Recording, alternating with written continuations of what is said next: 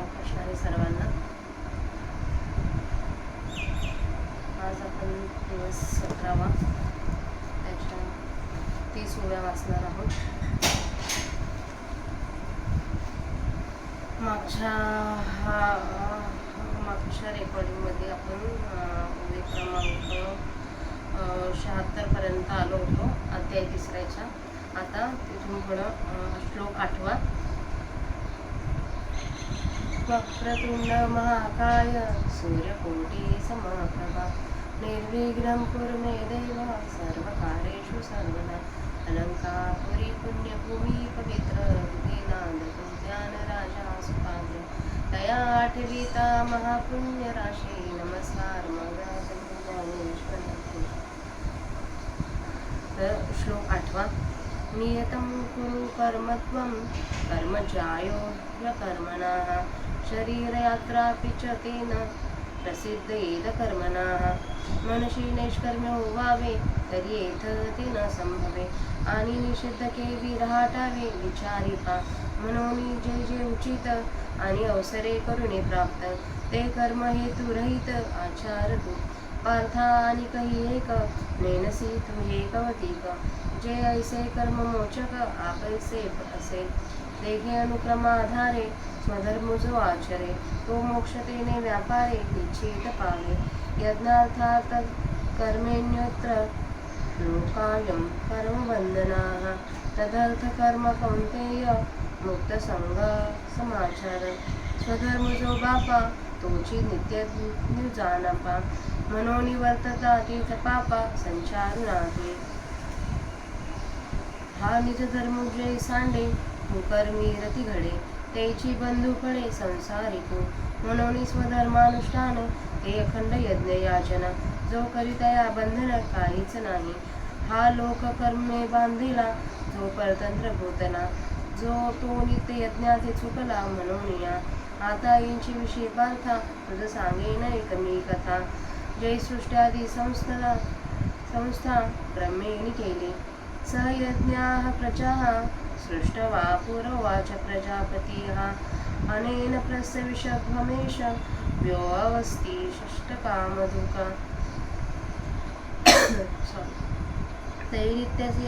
नित्ययाग सहिते सृजिले भूते समजते परिणेन ते चेतिये यज्ञाते सूक्ष्म मनवणे.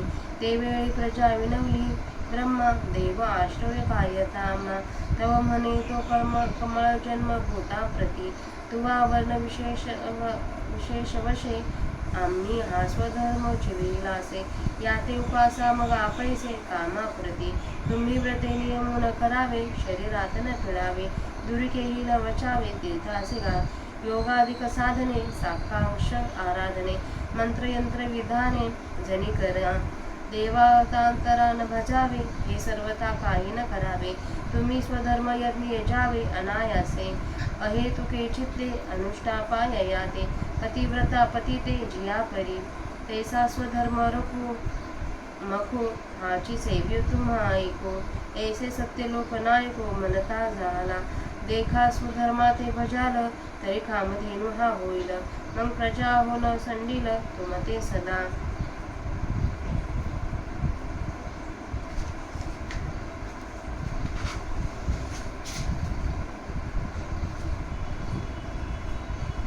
देवान भावयतानेन ते देवा भावयन्तु वः परस्पर भावयन्ताः श्रेयाः परमावप्ति सत्यं. जे यज्ञ करून समजता परितोषी होईल देवता. मग तुम्हा इप्सिता अर्थात देती या स्वधर्म पूजिता देवता गणा समजता. योगक्षेम निश्चिता करिता तुमचा तुम्ही देवता ते बजाल देव तुम्हा सुष्टुतष्टितल. ऐसी परस्परे घडल प्रीती जेथ तेथ तुम्ही जे करू म्हणाल ते आपैसे सिद्धी जाईल. वांछित ही पुरेल मानसीचे वाचा सिद्धी पावाल आज्ञा पाक व्हाल. म्हणिये तुमते मागतील महावृद्धी जैसे ऋतुपतीचे द्वार वनश्री निरंतर ओळगे फळभार लावण्यसी.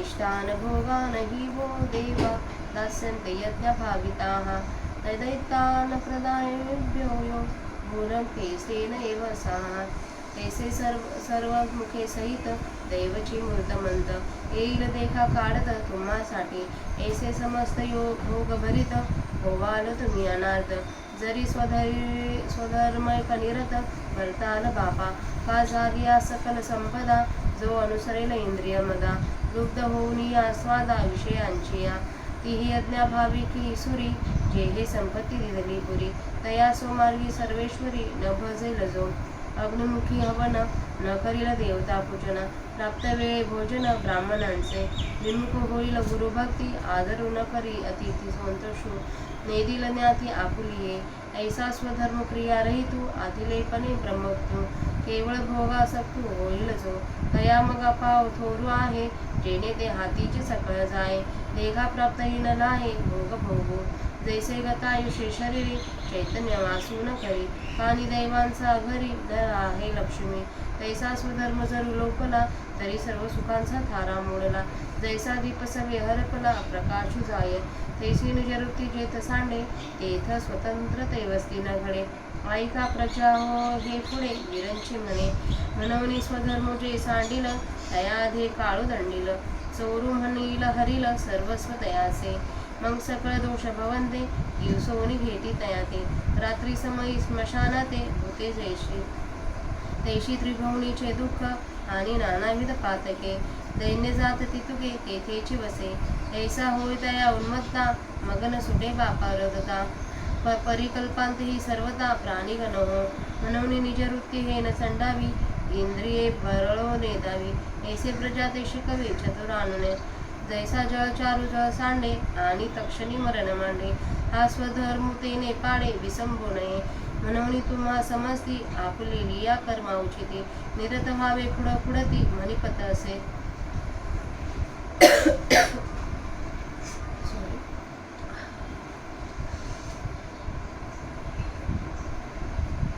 तर आता या भगवद्गीतेच्या श्लोकाचा आणि त्याच्या श्लोकांच्या प्राकृत भाषेतील ओव्यांचा मराठीत अर्थ ऐका मी वाचते.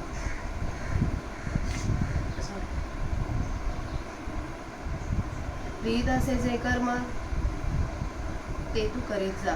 कर्म न करण्यापेक्षा कर्म करणे अधिक चांगले. कर्म न करण्याने तुझी देह यात्राही सिद्धीला जाणार नाही.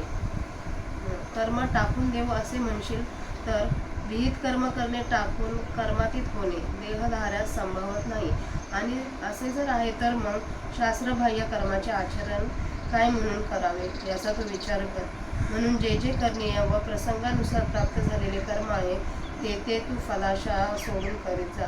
अर्जुना, अशा या निष्काम कर्माचे आणखी एक कौतुक आहे जे तुला ठाऊक नाही.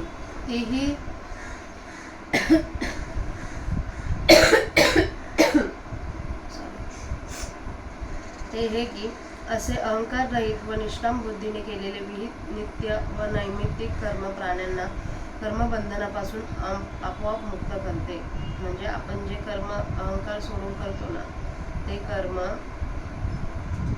आपल्यासारख्या मनुष्य जीवांना कर्मबंधनापासून मुक्त करतं. फक्त अहंकार विरहित असं केलं पाहिजे. पहा, वर्णाश्रम धर्माप्रमाणे जो आपणास योग्य असलेला धर्माचं आचरण करतो त्यास त्या आचरणाने मोक्षाची प्राप्ती निश्चित होते. स्वधर्माप्रित्यर्थ कर्मा वाचून दुसरे कर्म लोकांना बंधनाला कारण होते. त्याकरिता हे अर्जुना कर्मफलाविषयी अनासक्त होऊन कर्म कर. म्हणजे बघा अजून मराठीत अरे बाबा, आपला जो धर्म आहे तोच नित्य यज्ञ होय असे समज. म्हणून त्याचे आचरण करीत असताना त्यात पापाचा शिरकाव होत नाही. हे स्वधर्म आचरण सुटले म्हणजे वाईट कर्माच्या ठिकाणी आसक्ती उत्पन्न होते आणि तेव्हाच त्या वाईट कर्मे करणाऱ्या पुरुषास संसार बंध प्राप्त होतो. म्हणून स्वधर्माचे आचरण करणे हेच नित्य यज्ञ याचन करण्यासारखे होय. जो असे स्वधर्माचे आचरण करतो तो केव्हाच बंधात पडत नाही. कर्माधिकारी लोक आपल्या नित्य यज्ञाला चुकले म्हणून कर्माने बद्ध होऊन परतंत्राच्या देहाच्या अधीन झाले. अर्जुना, या संबंधाची तुला एक गोष्ट सांगतो. ब्रह्मदेवाने सृष्टीआदी रचना जेव्हा केली म्हणजे जेव्हा ब्रह्मदेवाने सृष्टीची श्रीकृष्ण अर्जुनाला सांगत आहे. तर त्याच्या आधी आपल्याला असं सांगितलंय श्रीकृष्णाने, म्हणजे अर्जुनाला, की स्वधर्माचे आचरण कर. जे स्वधर्माचे आचरण करत नाही ते परत पुनरपि जननम पुनरपि मरणम या चक्रामध्ये अडकतात. म्हणून जर आपल्याला मोक्ष प्राप्ती व्हावी असं वाटत असेल तर आपला जो धर्म आहे त्या धर्माचे आचरण करत करत आपलं आयुष्य आपण जगावं असं अर्जुनाला श्रीकृष्ण सांगत आहे. तर आता अर्जुनाला श्रीकृष्ण जेव्हा ब्रह्मदेवाने सृष्टीची उत्पत्ती केली त्यावेळीची गोष्ट सांगत आहे. ऐका. पूर्वी ब्रह्मदेव यज्ञासह वर्तमान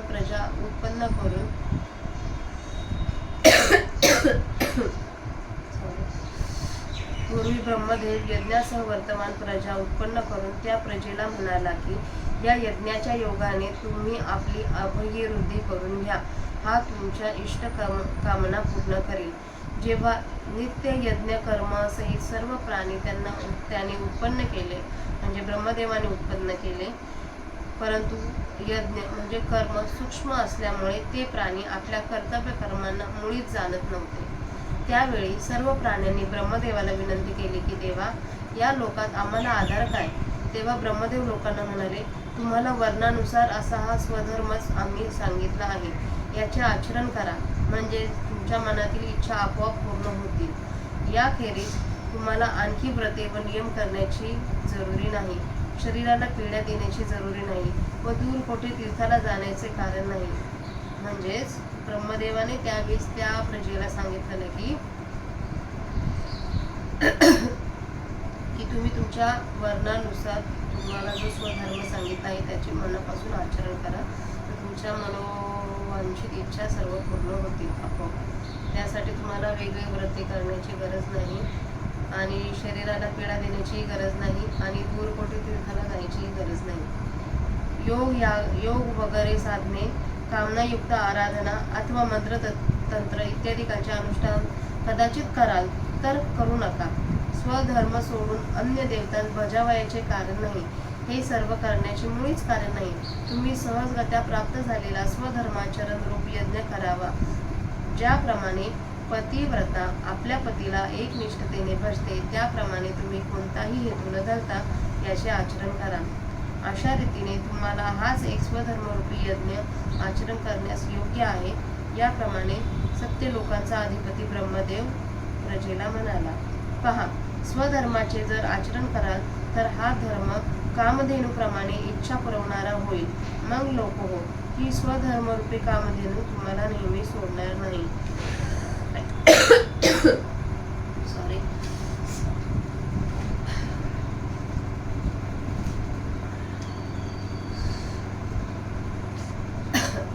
याच्या यज्ञाच्या योगाने तुम्ही देवतांना संतुष्ट करा, म्हणजेच ते देव तुमची समृद्धी करतील. परस्परांची अभिवृद्धी करणारे तुम्ही उत्कृष्ट प्रकारचे कल्याण प्राप्त करून घ्याल. कारण या धर्माच्या आचरणामुळे सर्व देवतांना आनंद होईल आणि मग त्या देवता तुम्हाला इच्छिलेले विषय देतील. या स्वधर्मरूप पूजेने सर्व देवतांना आराधले असता त्या तुमचा खात्रीने मोक्षेन चालवतील. तुम्ही देवाचे आराधना कराल आणि देव तुमच्यावर प्रसन्न होतील. अशी एकमेकावर जेव्हा प्रीती जडेल तेव्हा तुम्ही जे करू म्हणाल ते सहजच सिद्धे जाईल आणि मनातील इच्छित गोष्टही पूर्ण होतील. तुम्ही बोलाल ते खरे होईल आणि तुम्ही आज्ञा करणारे व्हाल. तुम्हाला आपली काय आज्ञा आहे म्हणून महाऋती विचारतील. ऋतुपती वसंताच्या द्वारात मनक्षोभा ज्याप्रमाणे फलभार व सौंदर्यासह निरंतर सेवा करते पहा, त्याप्रमाणे सर्व सुखांसह मूर्तिमंत दैवच तुमच्या मागे शोध काढत येतील. यज्ञाने संतुष्ट केलेले देव तुम्हाला इष्ट भोग देतील. त्यांनी दिलेल्या वस्तूंचा त्यांना न देता जो उपभोग घेतो तो चोर होय. पहा, त्याप्रमाणे सर्व सुखांसह मूर्तिमंत देवच तुमच्या मागे शोध काढत येतील. अशा रीतीने बाबांनो, जर तुम्ही एकनिष्ठपणाने स्वधर्माचे आचरण कराल तर सर्व भोगांनी संपन्न होऊन तुम्ही निरीच्छ व्हाल. उलट पक्षी सर्व संपदा प्राप्त झाली असता जो